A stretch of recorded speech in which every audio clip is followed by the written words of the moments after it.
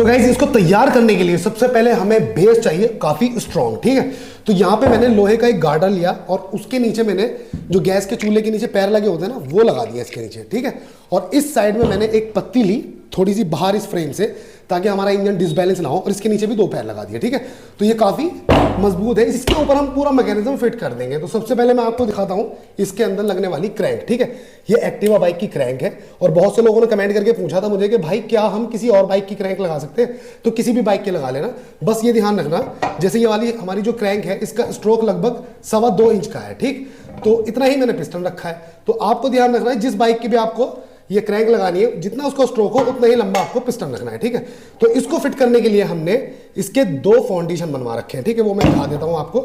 बहुत ही सिंपल तरीके से ये बन जाएंगे, और ये जाली गेट वालों के यहाँ जाके बनवाए मैंने लोहे की पत्ती को राउंड करवा लिया इस बैरिंग के अकॉर्डिंग। इसके अंदर एक बैरिंग छोटा है और एक बड़ा है, तो जाहिर सी बात है ये क्लिप भी इसके छोटे बड़े ही बनेंगे। तो एक छोटे बैरिंग के अकॉर्डिंग बनवा लिया मैंने यहाँ पे, इस तरीके से इसके अंदर फिट हो जाएगा। ठीक, और एक मैंने बनवाया बड़े बैरिंग के अकॉर्डिंग। ठीक है, इस तरीके से यहाँ पे फिट हो जाएगा। ठीक है, तो इसके नीचे मैंने ये रेक्टेंगल पाइप टाइप का है, इसके ऊपर मैंने इसको वेल्ड करवा लिया, और इसके अंदर होल हुए हैं, तो ये इजीली यहाँ पे अटैच हो जाएगी। ठीक है, तो सबसे पहले इसको अटैच करते हैं और बाकी बात करते हैं बाद में। ठीक,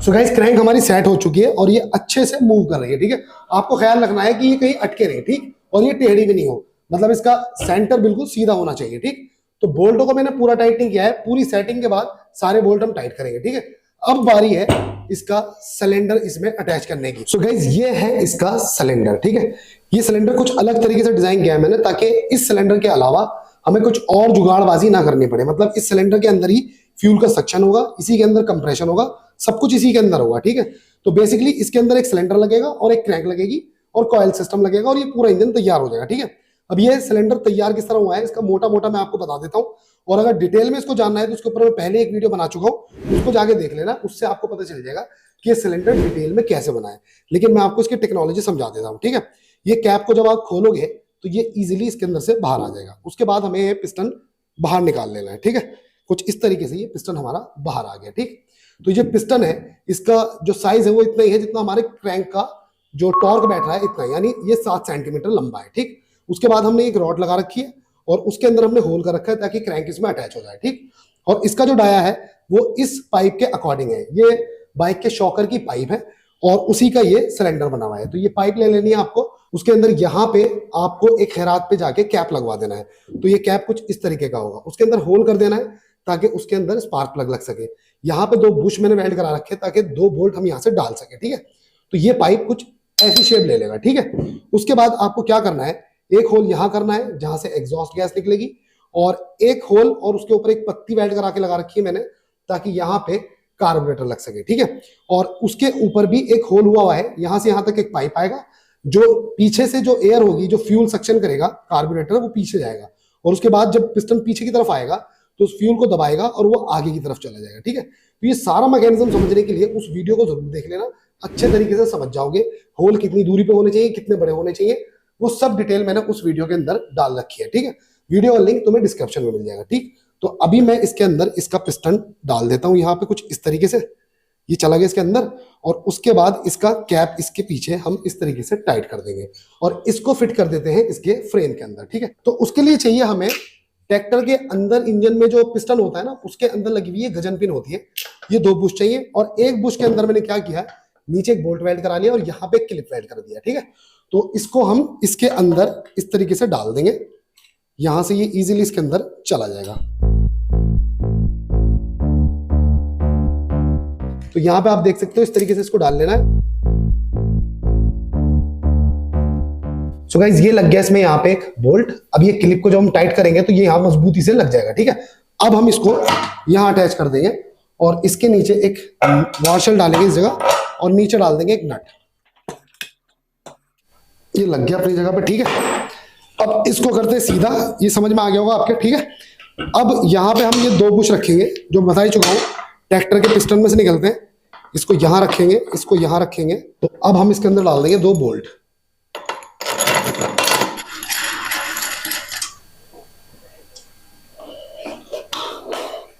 सो गाइस अब ये यहाँ पे अटैच हो गया, लेकिन अभी लूज है, ये सब कुछ लूज पड़ा है, ठीक है, क्योंकि पहले इसकी सेटिंग होगी, सारे बोल्ट एक साथ टाइट हो गए, ठीक है। तो यहाँ पे हमने इस क्रैंक को इस पिस्टन के साथ अटैच करना है। उसके लिए चाहिए हमें एक छोटा सा बुश। ये कहाँ से मिलेगा?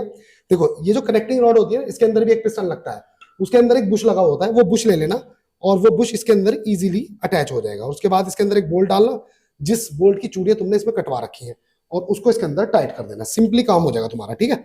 इसको मैं यहाँ टाइट कर देता हूँ, एल की वाला बोल्ट डाल रखा है मैंने, तो ये सिंपली इसके साथ अटैच हो जाएगा, ठीक है, इस तरीके से। तो ये हमारी क्रैंक इसके अंदर अटैच हो गई है, ठीक। ये देखो ये कुछ इस तरीके से काम करेगा, ठीक है। अब इसको हमें जहां पे सेट करना है, जहां पे इसकी सेटिंग आए वहां पे हमें इसको टाइट कर देना है। जैसे यहाँ पोर्ट खुल रहा है ना इसका, तो इस हिसाब से हमें सेट करना है कि ये पोर्ट खुलता हुआ होना चाहिए, ठीक है। ये रहा, देखो ये खुल जाएगा, ये खुल गया, ठीक है। अब हमें इसको टाइट करना है, उसके बाद इसका फ्लाई व्हील इसमें अटैच करना है।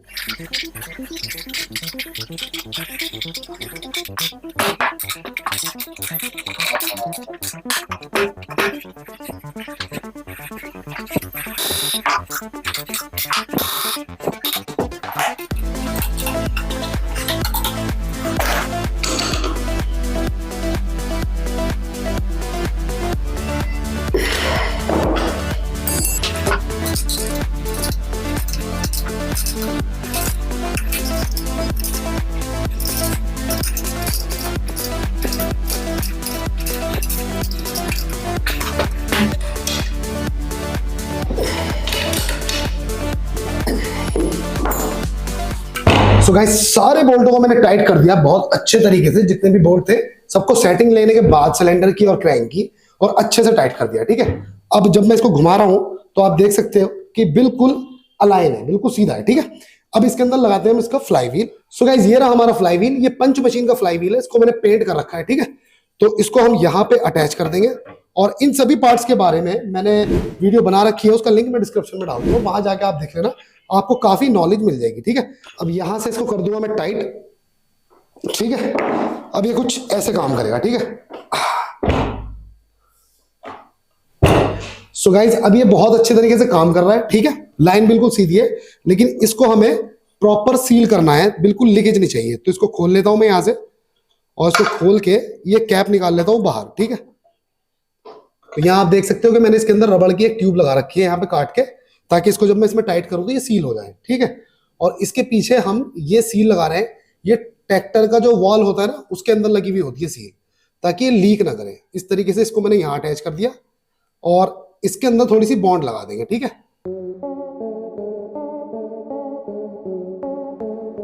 तो आप देख सकते हो यहाँ पे इसके अंदर बॉन्ड भी लग गई है, रबड़ का एक पैकिंग लगा दिया मैंने, और अब इसको इसके अंदर डाल के हम टाइट कर देंगे, ठीक है, इस तरीके से। अब ये बिल्कुल सील हो गया पीछे से, और अब इसके अंदर से यहां से लीकेज नहीं करेगा ये, तो ये लीकेज नहीं होना चाहिए, ठीक है। तो इसको मैं यहाँ टाइट कर देता हूं, और ये वाला सील जो है पीछे लगी गया है, यहां से भी लीकेज नहीं होगा, ठीक है। और अब इसको यहाँ पे टाइट कर देते हैं वापस से, ठीक है। ये हो गया टाइट। अब इसमें लगा देते हैं शाफ्ट में थोड़ा सा ऑयल, ताकि ये स्मूथली काम करे और रबड़ की सील खराब ना हो, ठीक है। अब यहां से लीक नहीं करेगा बिल्कुल भी। सो गाइस अब हमें यहां से लेके यहां तक एक पाइप जोड़ना है, ताकि पीछे का जो फ्यूल है वो आगे आ सके। जब ये पिस्टन पीछे आएगा तो यहाँ पे जो एयर और फ्यूल होगा उसको आगे की तरफ लेके आएगा, तो उसके लिए एक पाइप लगाना पड़ेगा। तो ये वो पाइप है, ये फ्रिज के अंदर लगा होता है, ठीक है, कॉपर का है।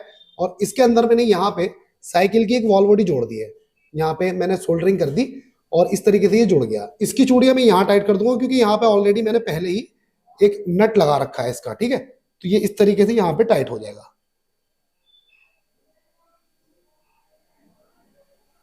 ये यहां लग गया, और अब इसके नट को हम टाइट कर देते हैं, ठीक हो गया। ये अच्छे तरीके से यहाँ पे फिट हो गया। अब इसके बाद यहां से यहां एक पाइप जोड़ना है हमें।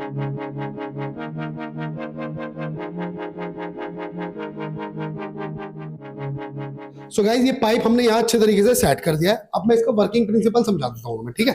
देखो यहाँ पे लगाएंगे हम कार्बोरेटर, तो जब पिस्टन आगे की तरफ जाएगा तो पीछे सक्शन क्रिएट होगा, तो कार्बोरेटर से फ्यूल और एयर दोनों चीजें इस जगह आ जाएंगी पिछले चैम्बर में, ठीक है। क्योंकि यहाँ पिस्टन है तो दो चैम्बर बन गए, एक आगे और एक पीछे, पिस्टन बीच में है, ठीक है।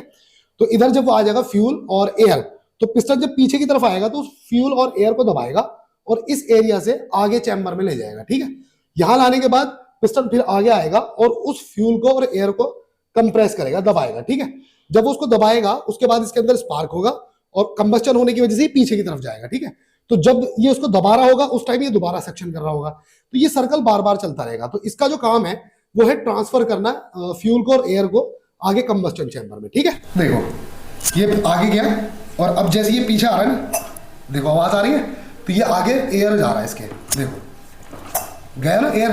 जैसे ही पिस्टन ये पीछे की तरफ आएगा, कंप्रेस कर रहा है, देखो ये कंप्रेस कर रहा है और कंप्रेस करने के बाद जैसे इस होल को क्रॉस करेगा पिस्टन, एकदम एयर आगे चली जाएगी। ठीक है, सो गाइस अब हम फिट करने वाले हैं इसके अंदर ये कार्बोरेटर। ठीक है, ये 2 स्ट्रोक इंजन का कार्बोरेटर है और ऑनलाइन इजीली मिल जाएगा। ठीक, अब इसको हमें यहाँ लगाने के लिए एक लोहे की प्लेट हमने इसके ऊपर वेल्ड कर रखी है जो हमारे कार्बोरेटर के अकॉर्डिंग है। इस प्लेट को समझने के लिए, सारी चीजों को समझने के लिए मेरा वीडियो देख लेना ये वाला, जिसके अंदर मैंने सिलेंडर को किस तरीके से बनाया वो आपको पता चल जाएगा। ठीक है,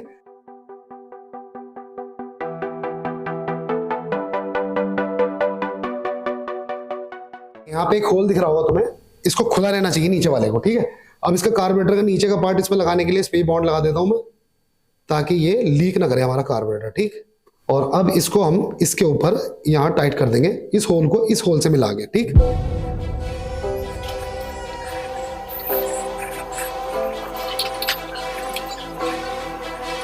अब लगाएंगे इसका कार्बोरेटर, इस पे भी बॉन्ड लगा देते हैं हम यहाँ पे। अब ये पैकिंग का होल और ये वाला होल इसके ऊपर ले लेंगे, होल नहीं बंद होना चाहिए, आपको ध्यान रखना है बस। और ये बोल्ट डालेंगे यहां से और ये वाला बोल्ट डाल दूंगा यहां से, और अब इसको कर देंगे सीधे ही यहां पे टाइट।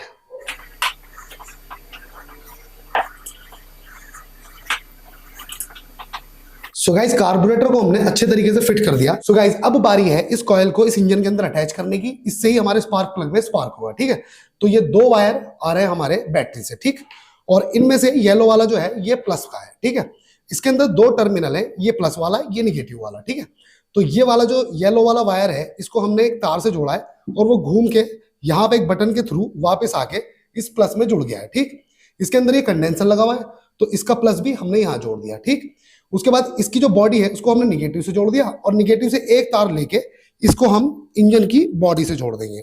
ठीक है, अब होगा क्या, जैसे यहां से करंट आएगा तो यहाँ पे तो निगेटिव जुड़ गया है डायरेक्ट, लेकिन ये वाला एक सर्किट के थ्रू जुड़ के आ रहा है वापस। तो जैसे ही यहाँ पे ये पत्ती प्रेस होगी तो वो सर्किट पूरा होगा और इसके अंदर 12 वोल्ट डीसी पहुंच जाएगा और फिर वो 12 वोल्ट डीसी करंट जो है एम्पलीफाई होके आर्क में बदलेगा और इस लीड के थ्रू, यहाँ पे जो लीड है इसको लगाएंगे और इसको लगाएंगे हम स्पार्क प्लग में, तो इसके अंदर एक स्पार्क होगा। ठीक है, और इसकी जो बॉडी है उसको अर्थ मिलेगा इस वायर की वजह से, क्योंकि ये बॉडी से टच है। ठीक है, तो जैसे ही हम इसको टाइट करेंगे इसकी बॉडी टच हो जाएगी, तो इस तरीके से इसके अंदर आर्क जनरेट होगा जिससे ये चलेगा। ठीक, तो अभी मैं इसको फिट कर देता हूं। यहां मैंने एक पत्ती लगा रखी है जिसके अंदर हम इस कॉइल को इस तरीके से डाल देंगे, ये इजीली इसके अंदर चलेगी। इस लीड को निकालता हूं मैं यहाँ आगे से और इसको जोड़ देंगे आगे स्पार्क प्लग के साथ। ठीक, ये हो गया। अब इसको करते हैं सीधा और इसको लगा देते हैं यहाँ पे, हो गया कनेक्शन। अब इसको जोड़ना है हमें 12 वोल्ट से। ठीक, अब इसका जो येलो वायर है ये प्लस का है, इसके अंदर बैटरी का प्लस जोड़ देता हूं मैं। ठीक है, और ये इसका निगेटिव है।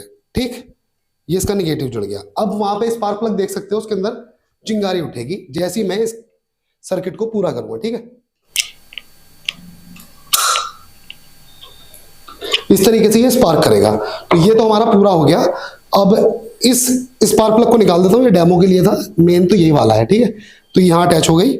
अब इसके अंदर हमें फ्यूल टैंक लगाना है। तो गाइस इस वीडियो में मैं आना नहीं चाह रहा था, मतलब अपना फेस नहीं दिखाना चाह रहा था, इस तरीके से बनाना चाह रहा था कि इसको कम से कम स्किप किया जाए, क्योंकि जो पोर्शन मैं बोलता हूँ वो पोर्शन तुम स्किप करते हो।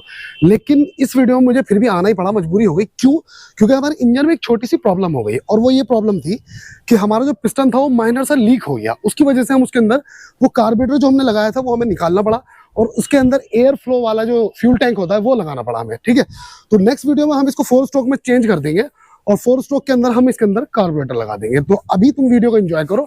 अब हम इसको चलाते हैं एयर फ्लो वाले कार्बोरेटर के साथ। ठीक है, तो गाइस इंजन को हम ले आए छत पे और यहाँ पे हमने कनेक्शन कर दिया इसके इस अडॉप्टर से। इससे 12 वोल्ट मिलेंगे और इसकी कॉइल को करंट मिलेगा। ठीक है, यहाँ एक्सटेंशन बोर्ड से लगा हुआ है और अब मैं इसको स्टार्ट करता हूँ। ठीक,